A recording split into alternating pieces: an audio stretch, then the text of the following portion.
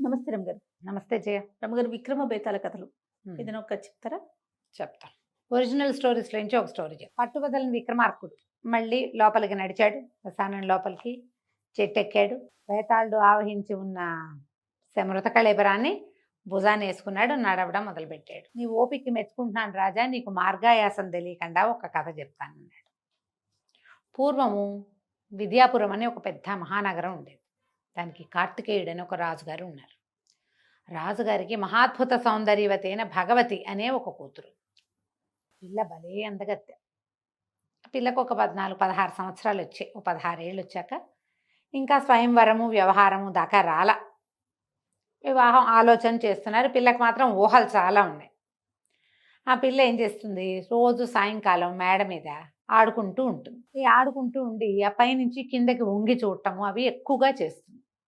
ఏమిటంటే పిల్లకి జనాకర్షణ మీద ఆసక్తి. జనాలు ఎవరైనా వచ్చేపోయే వాళ్ళు ఎవరైనా తన కేసు చూస్తే సంతోషంగా, ఆ వయసులో ఉన్న ఆడపిల్లలకి అది సహజమైన క్రియ.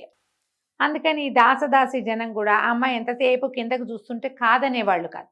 సరదా పడుతోందిలే, ఏముందా వివాహం కాస్త అయ్యాక ఆవిడ అంతఃపుర స్త్రీ అయిపోతుంది అని చెప్పి ఊరుకునేవాళ్ళు. అయితే ఒకరోజు సాయంకాలం మేడల మీద ఆటలాడుకుంటూ ఈ అమ్మాయి కిందకి వంగి చూస్తుంటే ఆ దారిన పోతున్నటువంటి ఒక బ్రాహ్మణ యువకుడు మాధవుడు అనేవాడు కింద వెళ్తూ కనపడ్డాడు. ఆ అబ్బాయి కేసే చూస్తుంది. ఆ పిల్లాడు ఏదో చూస్తూ పైకి చూశాడు. ఈ అమ్మాయి కనపడింది. చూసుకుంటూ నడుచుకుంటూ పోయాడు. అక్కడ దాకా వెళ్ళాక మళ్ళీ చూద్దామనిపించింది. ఈ అమ్మాయి వెనక్కి వెళ్ళిపోయింది. మళ్ళా వాడు వెనక్కి వచ్చాడు. ఈ అమ్మాయి అబ్బాయి ఉన్నాడో లేదో చూద్దామని మళ్ళీ చూస్తే వాడు వెనక్కి వస్తూ కనపడ్డాడు. వాడు అటు నడిచి ఇటు నడిచి ఇటు నడిచి అటు నడిచి 10 సార్లు అక్కడే పచారులు చేస్తే ఆ పిల్ల పైనుంచి కిందకు చూస్తూ ఇక వాడి చూపులు మార్చుకున్నారు ఇద్దరు. ఆ ఊళ్ళో ఏదో ఒక పెద్ద జాతర లాంటిది జరిగింది. ఈ జాతర చూడ్డానికి రాకుమార్తెని కొద్దిపాటి పరివారంతో పంపించారు రాజుగారు. నలుగురిలోకి వెళ్ళాలి కదా. వెళ్తే ఈ జాతరలో అర్చన చేసే బ్రాహ్మణ సమాజంలో ఒక పెద్ద ఆయన కుమారుడే ఈ మాధవుడు. ఈ భగవతిని ఆ అమ్మాయి రాజకుమార్తె వస్తుందని తెలిసి వాడు అక్కడే కాపు కాసి ఆ అమ్మాయి కళ్ళలో కళ్ళు పెట్టి చూడడం, అటు ఇటు నడిచారు, చూసుకున్నారు. ఎట్లా రాజకుమార్తె దగ్గరికి వెళ్ళాలి.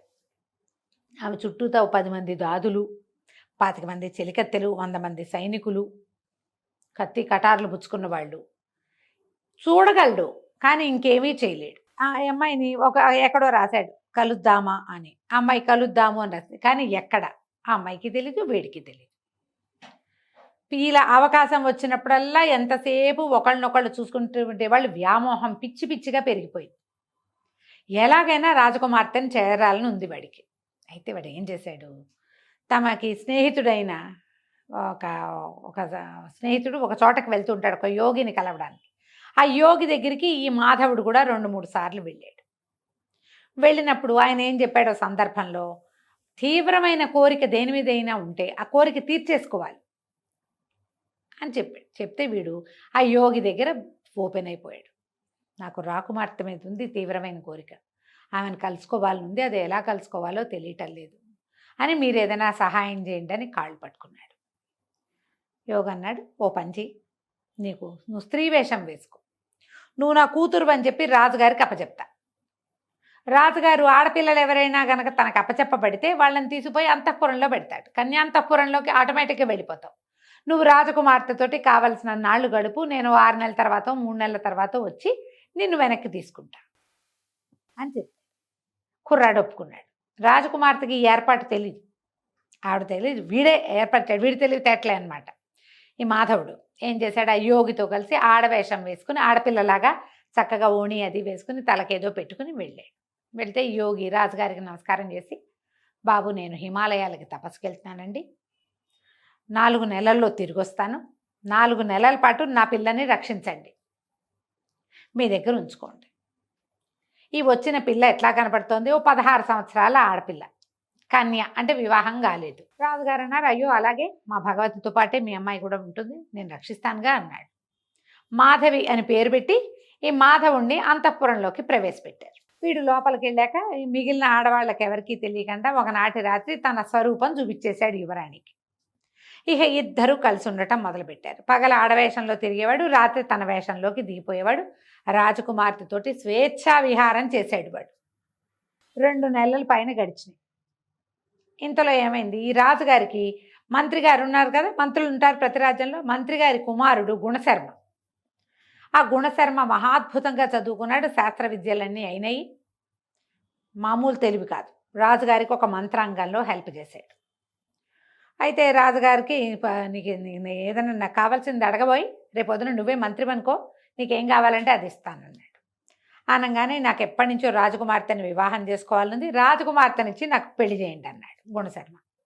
అనేసరికి రాజుగారు తెల్లబోయి, అలా ఎలాగోయ్, రేపు నువ్వు మంత్రివి కాబోతావు, పైగా నువ్వు బ్రాహ్మణుడివి, క్షత్రియ కన్యను ఎట్లా వివాహం చేసుకుంటావు, అయితే నాకు ఏ కన్య అయినా పర్వాలేదన్నాడు. అయితే మా అమ్మాయి లాంటి అద్భుత సౌందర్యవతి ఇంకొక పిల్ల ఉంది, ఆ పిల్లనిచ్చి నీకు పెళ్లి చేస్తా, నువ్వు ఇది అడిగావు, కన్యాదానం అడిగావు, నా దగ్గర ఇంకో కన్య ఉంది, ఆ కన్యనిచ్చి దానం చేస్తానన్నాడు.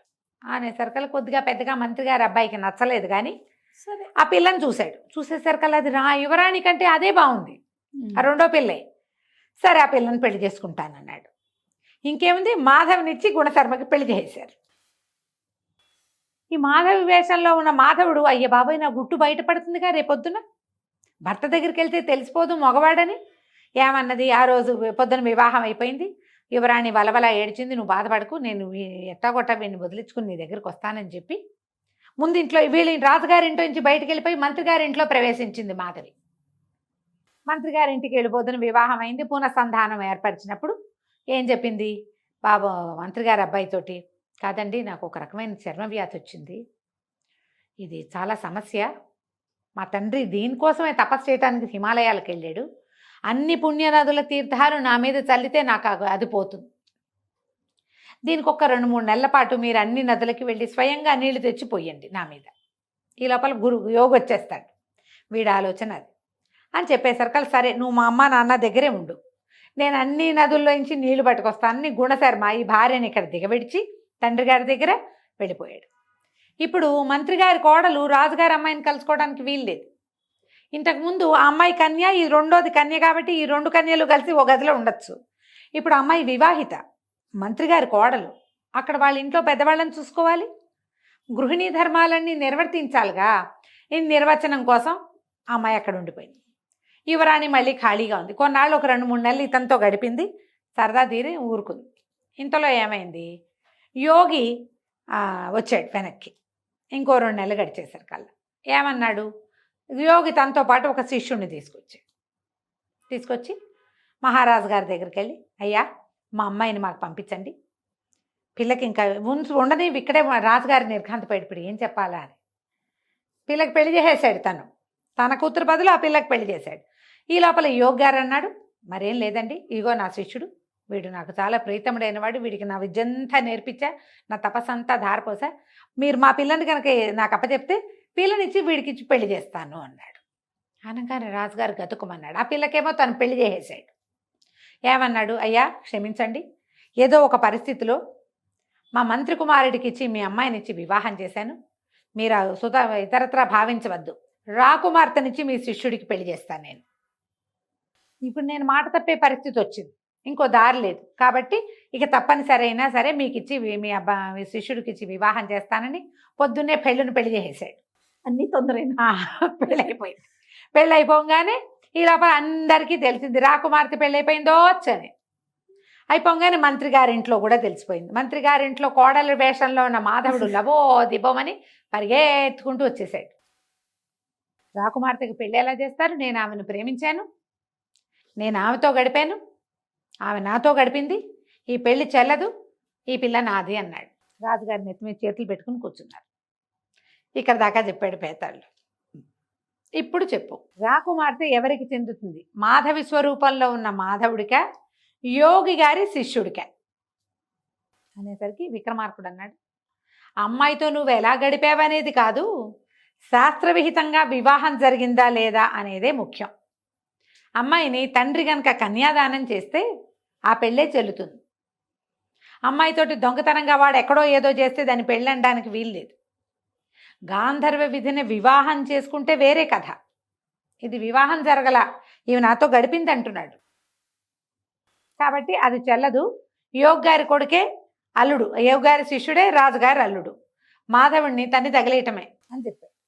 కథ కంచికి మనం ఇంటికి. ఇది వినంగానే బేతాళుడు భలే సరిగ్గా సమాధానం చెప్పావు. ధర్మశాస్త్రం ప్రకారం తండ్రి ఈ పిల్ల నాది, నేను దీన్ని నీకు ఇస్తున్నాను అని ఎవరి చేతిలో అయినా పెడితేనే ఆ పెళ్లి చెల్లుతుంది. మీరు ఇతరత్రా ఏ వ్యవహారాలున్నా చెల్లదు. ఒకవేళ వాడు పెళ్ళే చేసుకుంటే అది వేరే కథ. ఆమె వివాహితగా చెలామణి అయితే అది వేరే కథ. అది కానప్పుడు ఆమె కన్యాంతఃపురంలో ఉండి కన్యగానే చెలామణి అవుతే తండ్రి చేసిన పెళ్ళే చెల్లాలి. చాలా బాగా చెప్పావు. కాకపోతే నువ్వు మౌనభంగం చేసావు కదా రాజా, నేను వెళ్ళిపోతున్నానని బేతాళుడు రయ్యమని మళ్ళీ చెట్టెక్కాడు. విక్రమార్కుడు మళ్ళీ వెనక్కి తిరిగాడు. కథ కంచికి మనం ఇంటికి. నమస్తే రమ్మగారు. నమస్తే జయ.